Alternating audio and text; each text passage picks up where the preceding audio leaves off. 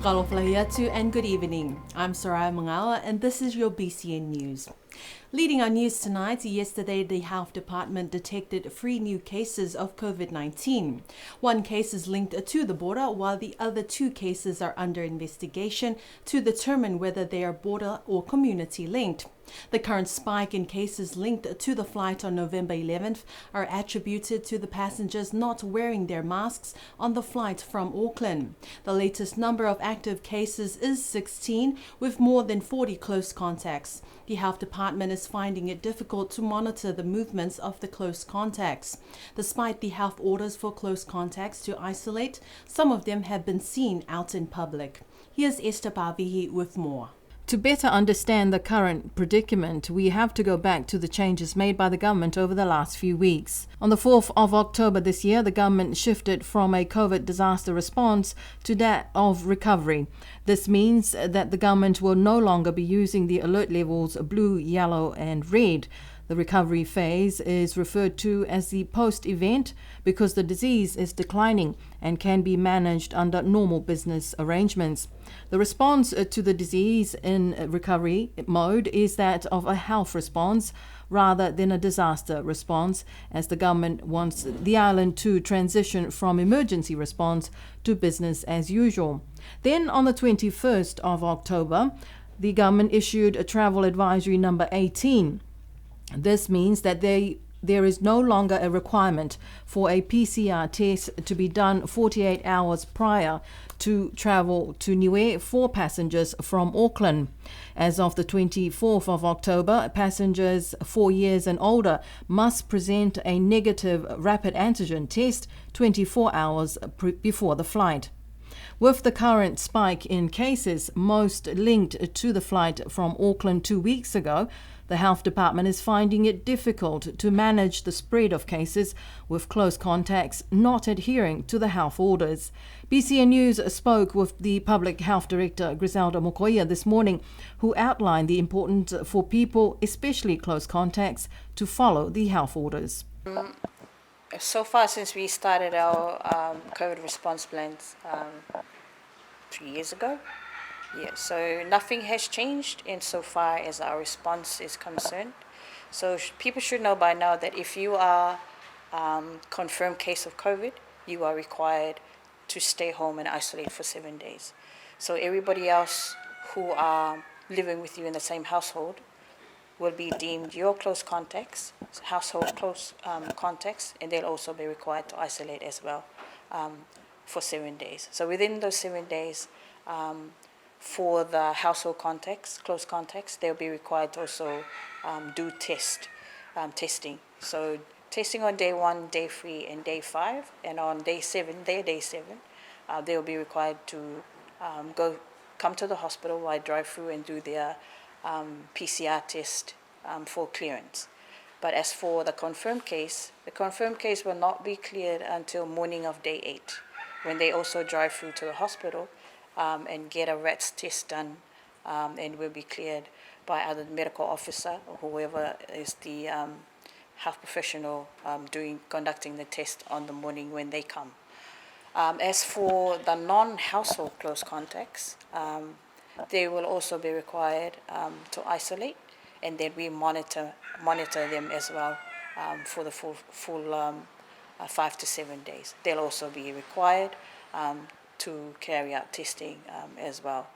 But so far as isolation protocols are concerned, it is our expectation that people should be isolating at home and not visiting their families or going on their usual chores to the shop or the telecom to top up their power, or whatever little errands that they would like to do, because they have already been assigned caseworkers who ring in and on a daily basis just to check on them and see if they're okay, if they need anything, if they need help with anything.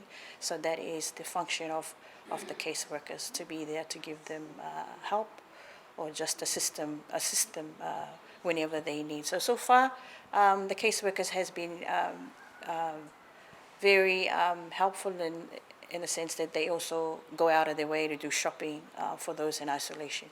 So that is over and beyond their their roles and responsibilities as caseworkers. So we just acknowledge the contributions as well to make sure that those in isolation are well looked after. A message to the general public is to remain vigilant and to practice safety COVID-19 precautionary measures such as wearing a mask indoor public places and to utilize the contact tracing app. But some of the reports that we have received in the department lately is that they have cited some of members of public who have been given health orders to isolate at home. They've been seen out and about, carrying on with their usual routine chores in the day. So we would just like to re-emphasize and just ask again for the general public to please follow instructions. If you are given health orders to stay home, please stay home, because the reason being is that we would like to contain the infection as best as we can, and also prevent community transmission, especially at this time when we are approaching the festive season, because everybody would like to have a proper holiday, not out contact tracing and trying to find people who are positive and trying to put them in isolation as well, because we are also expecting our families to come home to spend the holidays with the families here. So I'm sure everyone would want to have that quality time with them. Since March this year, when the island first detected its first case of COVID-19, there has been a total of 107 cases detected on the island. 91 have fully recovered. After a couple of years of delays due to the pandemic, the China Aid Niue Road Upgrade Project was launched on Tuesday this week with the milestone pre-start ceremony event. Held at the Taonga Niue Museum, the ceremony also welcomed the presence of China's ambassador, His Excellency Wang Jiaolong, and his delegation, who arrived on the island last Friday. Here's more on this story.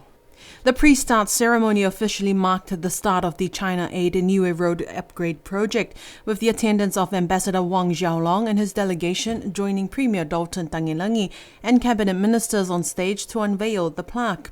In the audience were the first few team members from the contractor China Railway Group and leaders from the Niue government departments and the Ministry of Infrastructure. Minister of Infrastructure Crossley Tatui, in his address, paid a tribute to the former Premier, the late Sir Tokitalangi, and his cabinet. I pay tribute to the former Premier of Niue, former cabinet, whom initiated and carried out the negotiations with the government of the People's Republic of China. Minister Tatui thanked China for the project and the offer of further discussions should Niue require additional infrastructure support. Ambassador Wang acknowledged the important milestone of 15 years of diplomatic relations between the two countries. Since the establishment of diplomatic ties, China and Niue have respected and supported each other, culminating in the upgrade of the relationship to a comprehensive strategic partnership and the signing of an agreement of cooperation on the Belt and Road Initiative. On the part of China, we have followed in developing our relations with Niue the principle of pursuing the greater good and shared interests, and the principle of sincerity, real results, amity, and good faith, trying the best within our capacity to meet Niue's needs. We're glad and proud that our cooperation has made some small contributions to the economic and social development, and above all, the improvement of people's well-being in Niue. The ceremony was brief, but all eyes and ears were on Premier Dalton Tangilangi during his speech because he delivered half of it in Mandarin. His diction and pronunciation were validated, with Ambassador Wang regularly acknowledging, nodding, and clasping his hands during the Premier's address.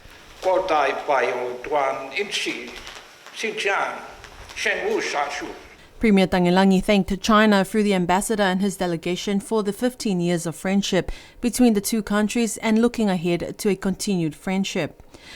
The pre-start ceremony concluded with the cutting of the Kapihi garland held together by the workers from the Office of the Project Management Unit of the Niue government and the first of the China First Railway Group to land on the island last week.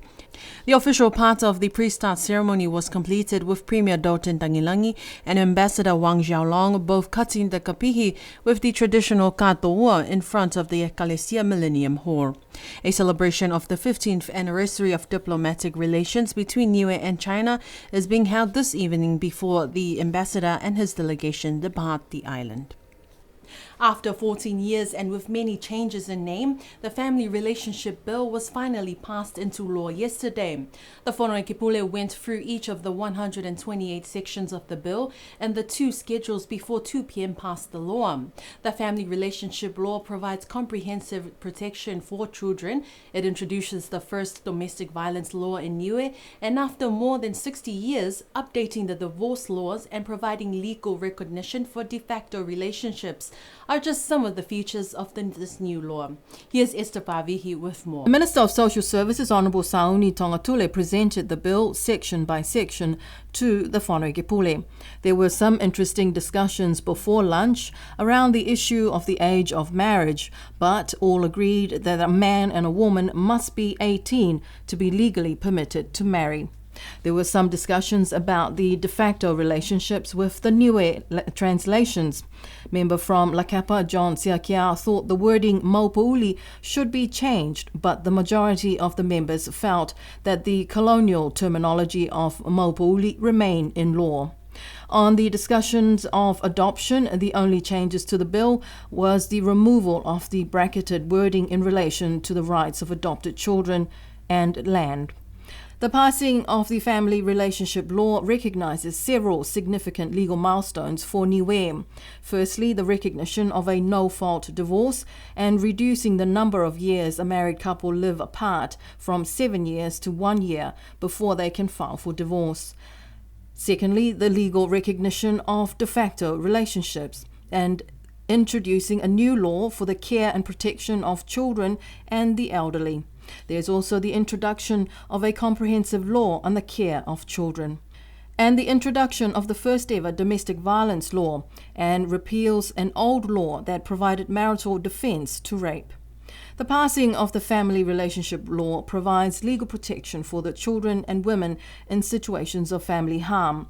Anyone found guilty of domestic violence can face a maximum imprisonment term of 2 years. The new law also updates the schedule of forbidden marriages, making it now illegal to marry your first cousin. There was some discussion about making it illegal to marry your second cousin, but in the end, the Whanokepule decided that it is legally permissible to marry one's second cousin. BCN News will be speaking with the chairperson of the Bills Committee, Honourable Olav Jacobson, next week to get her views on the passing of this law, which she instigated when she was the Minister of Women and Community Affairs back in 2008. Premier Dauten Tagilangi has indicated that his preference is for the island to head to the polls in the first quarter of next year. He was on the News of the Week radio program last Friday when asked if he has decided on a date.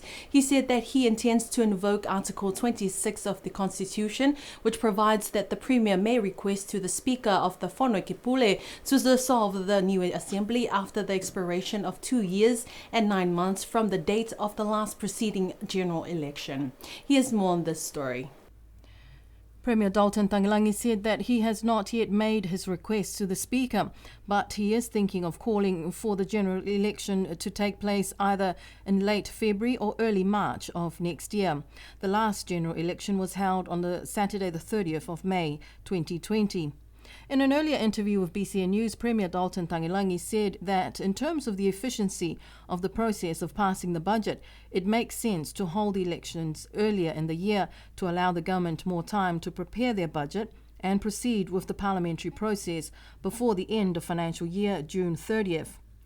In accordance with Article 26 of the Constitution, the general elections shall be held no earlier than 4 weeks or no longer than 6 weeks after the date of the dissolution of the Assembly. If the Premier makes his request to the Speaker, this may be the first time in a long time the island will go to the polls in the first quarter of the year. In the past, electoral cycles have run for the full 3-year term. If Premier Tagilangi does not request the early election, the Speaker of the Whanokepule, Hima Douglas, will dissolve Parliament 3 years from the date of the last election. The Niue Assembly yesterday also passed into law the Pensions and Benefits Amendment Bill 2022. The amendment to the law now extends the pension or benefits payments received by Niueans and those with permanent resident status when overseas will extend from 3 months to 6 months. Here's more on this story. Explained by Premier Tagilangi and the Minister of Social Services, Sauni Tongatule. The law recognizes the financial hardship faced by our people when they travel to New Zealand for health appointments because most of the appointments will be longer than 3 months. With the amendment to the law, they are now able to receive their payments for up to 6 months. Another amendment to the Pensions and Benefits Act provides an explanation as to the qualification for a Niue pension, that the person after turning 60 years old has been ordinarily resident in Niue for a continuous period of at least 3 years at any time after turning 20 years of age and has been ordinarily resident in Niue for a continuous period of at least 6 months immediately before applying for the pension. Premier Tagilangi explained that this will provide some clarity as to who is qualified and when they can apply for the pension, given that there is a growing number of Niueans returning to retire in Niue but have not yet turned 65 when they can claim their New Zealand pension. Presented by the Minister of Social Services, Sauni Tongatule, the members passed the bill in one session, with the first, second and third reading. Yesterday, Niue joined 14 other Pacific Islands in launching the new Pacific Regional Inclusive Education Review to ensure all children, including those living with disability and out-of-school children, have equal access to quality learning. This coincides with a child-sensitive social protection training held this week in Niue, organized by the Ministry of Social Services and UNICEF. Here's more on this story. The launch of the Pacific Regional Inclusive Education Review was designed to advance understanding of the situation of inclusive education in the Pacific, foster cross-country learning and sharing, as well as strengthen partnerships, planning, decision-making, and action at both regional and country levels. This was achieved by taking stock of policies, plans, investments, and practices in inclusive education, as well as gaps, positive practices, and recommendations for making education fully inclusive. Minister of Social Services and Education, Honourable Sauni Tongatule, said that inclusive education is part of all our cultures, where we nurture our children to grow up to be intelligent and wise young people. Minister Tongatule, who is also the chair of the Pacific Inclusive Education Task Force, is launching the review, said, "Let's all work together to make it happen." Meanwhile, at the USB campus, the Ministry of Social Services this week, in collaboration with UNICEF, conducted a 4-day training exercise for key stakeholders on child-sensitive social protection to better inform on the status of social protection of children in Niue. BCN News was able to speak with one of the trainers, Ranesh Prasad from UNICEF, about the training. The primary purpose of the training, Niue has a good comprehensive social protection programs in place, but the major objective of the training is to upskill the participants who are here from different government ministries, community-based organizations, and so forth, to better understand what is child-sensitive social protection, how social protection have evolved over COVID, how Niue has responded using social protection during the COVID, what are the gaps in the system, what are the challenges, and what we can do moving forward. The China Aid Niue Broadcast Equipment Maintenance Project concluded on Tuesday this week. Held at Whalefono 2, a brief completion ceremony was conducted where BCN and the Beijing Zhongguang Broadcast and TV Engineering signed a letter of intent marking the end of the project while looking ahead to future opportunities. Here's more on this story. The project began 5 years ago in 2016 with the funding support from the government of China. Since then, the Beijing Zhongguang Broadcast and TV Engineering have supported and helped with the equipment maintenance for Niue's Broadcasting Corporation. On Tuesday, Acting General Manager of BCN, Esther Pavihi, signed the letter of intent alongside Beijing Zhongguang Broadcast and TV Engineering's representative, Ni Zhijie, a signing which concluded the project while also looking ahead to future opportunities. Esther also conducted the proceedings of the ceremony where she expressed on behalf of BCN her profound gratitude to the government of China for their help and support throughout the past years. It was an honor to sign on behalf of BCN and for this to be witnessed by Premier Dalton Tangilangi, who is also Minister for Broadcasting, and His Excellency Wang Xiaolong, Ambassador of the People's Republic of China. Cultural gifts were presented to the China Ambassador Wang Xiaolong and the representative of the Beijing Zhongguang Broadcast and TV Engineering. A 2-day workshop for water quality testing for public health officials began yesterday. Medical lab scientist Tepuka Toata from the Secretariat of Pacific Community arrived on the island last week to conduct the training, where he was pleased to note how well the health department's water testing processes are doing so far. Here's more on this story. This morning was the final day of the 2-day training at the Golf and Sports Club in Fonuakula. BCN News was able to speak with Tepuka Toata this morning in regards to the purpose and progress of the training. Main purpose of coming to Niue is to conduct this training. There's actually 2 trainings that we are doing. First is the IATA, or the International Air Transport Association certification of laboratory staff. So we've done that training Monday, Tuesday. Now we're moving on to the second part of the training, which is water quality training. Mr. Tuatu says he is pleased with the quality of water testing that the Department of Health has been conducting so far. Doing quite well with the chemical testing on Niue, because they're working closely with their partner, not just the Ministry of Health doing the water testing. They are actually working with the Ministry of Works here. So they are collaborating, working together in testing chemicals on Niue. So the basis of my travel to Niue is to strengthen these testing processes, ensure that things are done in a quality assured manner, so that both agencies are producing accurate and reliable results that will guide decision makers in the intervention or improving water quality on Niue. This one is 2 days again, because I've come here I think 2018 or 2019, so we went through the audit process on how they do bacteriological testing here in the hospital. So I went through the assessment, did the assessment for Niue water testing quality, and I'm really pleased with the processes that are in place within the hospital. They are done in a quality assured manner, and they are meeting the required standard for water testing. Last month, Premier Dalton Tangilangi was in the Cook Islands on his way to a meeting in South Korea. While in Rarotonga, he met with some of the Niue families who lived there and learned of their plans to build a hostel for Niue in the village of Tupapa. Premier Tangilangi was on the News of the Week radio program on Friday last week, and when asked if the government will be signing an air services agreement with Air Rarotonga, he responded that there is still much work to be done. Here's more on this story. Premier Tangilangi says that he is keen to meet with the local Cook Islands community on the island to revive the historical links between the two realm countries in anticipation of a future air link between Niue and Rarotonga. Premier Tangilangi said the government will consider some assistance towards the building of this Niue hostel in the Cook Islands as a gesture of commitment to the relationship. The Premier also spoke of the land allocated by the new government a few years ago for the government of the Cook Islands, located at Fonuakula. BCN News understands that while the government is considering their options on the possibility of an air services agreement with Air Rarotonga, reconnecting with the Niue community in the Cook Islands is a good start. Earlier this month, the government held an inception workshop on developing its first national financing framework, starting with the Development Financing Assessment Report.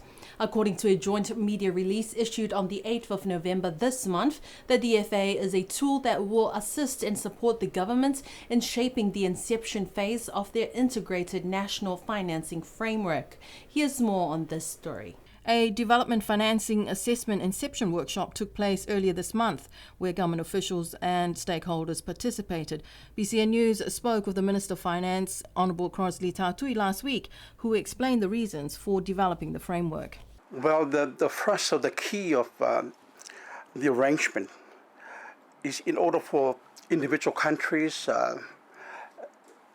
for example, ourselves, Cook Islands, Talk Hello, in association with UNDP, who facilitated the workshop along with SCAP, IMF, all those multilateral organizations.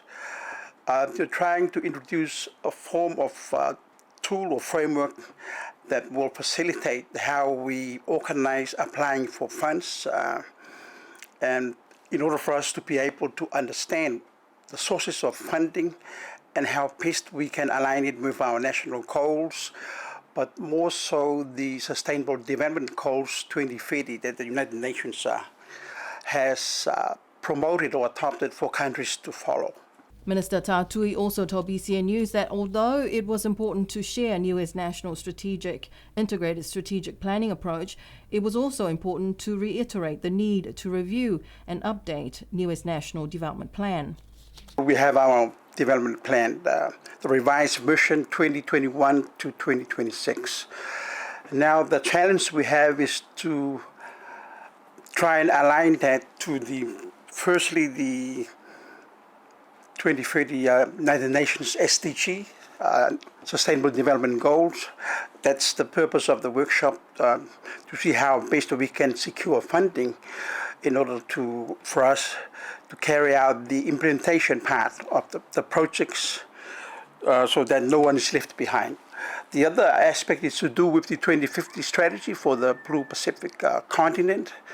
That's a newly adopted platform for the region, member countries of the forum, to be able to align it as well to the national framework as well as the SDGs.